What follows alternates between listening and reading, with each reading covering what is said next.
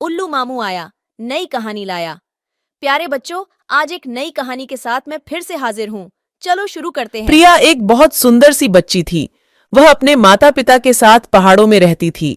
प्रिया के पिता भेड़ बकरियों को चराने के लिए ले जाते थे। शाम तक वे उन्हें वापस लाते थे।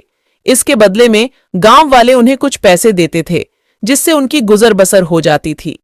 एक दिन प्रिया ने अपने पिता से जिद की कि वह भी पहाड़ पर चलेगी।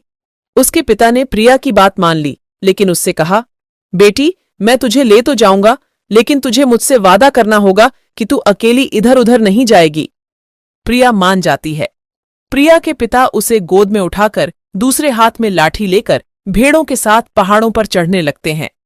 पहाड़ पर पहुंचकर वे थक जाते हैं। पहाड़ों के पीछे एक बड़ा सा हरी घर का मैदान था। सारी भेड़ें वहीं घास खा रही थीं। प्रिया को उसके पिता ने कहा, बेटी, यही मैदान में तुम भी खेल लो, कहीं दूर मत जाना, मैं कुछ देर आराम कर लूं। प्रिया ने देखा वहां पर बहुत से फूलों के पौधे थे, जिनमें सुंदर सुंदर फूल लगे थे। प्रिया वहां से फूल तोड़ने लगी। तभी उसे कुछ आवाज सुनाई दी, हमें बचा लो, हमें बचा लो। ये आवाज सुनकर प्रिया डर गई। वह दौड़कर अपने पिता के पास जाने लगी, लेकिन उस आवाज में इतना दर्द था कि वह उस दिशा में चल दी जहां से आवाज आ रही थी। वहीं पास ही में प्रिया ने देखा एक छोटी सी सफेद कपड़े की पोटली पड़ी थी। वह पोटली के पास गई तो पोटली हिलने लगी। उसमें से आवाज आ रही थी, हमें आजाद कर दो, हमें बचा लो। प्रिया ने डरते डरते पोटली खोली। पोटली अभी पूरी खुली भी नहीं थी कि उसमें से 3-4 रंग बिरंगी चिड़ियां उड़कर बाहर आ गईं।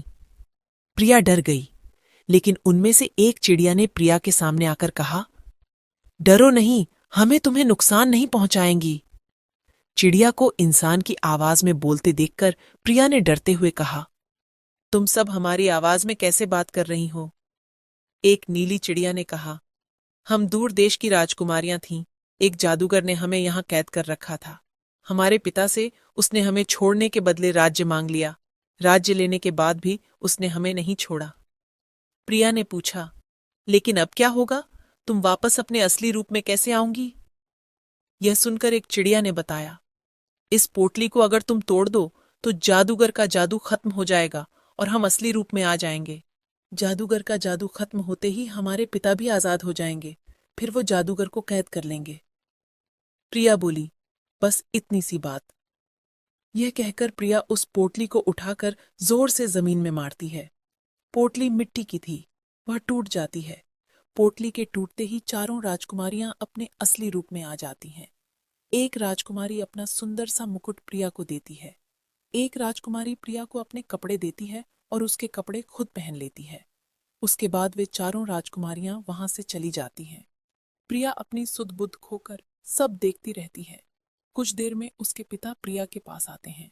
वे देखते हैं कि प्रिया बहुत सुंदर कपड़े पहने और सोने का मुकुट लगाए बैठी है। तो वो उससे पूछते हैं कि ये सब कहाँ से आया। तब प्रिया उन्हें सारी बात बता देती है। यह सुनकर प्रिया के पिता बहुत खुश होते हैं कि उनकी बेटी ने बहुत नेक काम किया है। शाम को तो दोनों ये घर थी आ जाते हमारी आज की कहानी बच्चों। चलो अब सब मेरे को कमेंट्स में बताओ, इस कहानी से आपने क्या सीखा।